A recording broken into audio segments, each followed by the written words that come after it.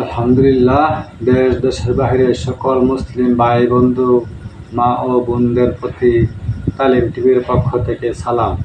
আসসালামু আলাইকুম রহমতুল্লাহি ওয়া বারাকাতুহু।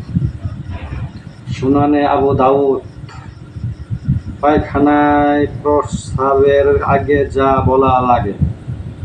5 নাম্বার থেকে আল হাসান ইবনে আমর উক্ত হাদিস সম্পর্কে হযরত আনাস রাদিয়াল্লাহু তাআলা আনহু হতে বর্ণিত আছে যে হুজুর পাক সাল্লাল্লাহু আলাইহি ওয়াসাল্লাম বলতেন, হে আল্লাহ, আমি তোমার কাছে আশ্রয় কামনা করছি। হযরত শুবা হতে বর্ণিত, কোন সময় হুজুর সাল্লাল্লাহু আলাইহি ওয়াসাল্লাম আউযু বিল্লাহ বলতেন। এবং আব্দুল আজিজ হতে ওয়াহাব বর্ণনা করেছেন যে পায়খানায় ঢোকার আগে আল্লাহর কাছে আশ্রয় চাওয়া কর্তব্য বা নির্দেশ দিয়েছেন।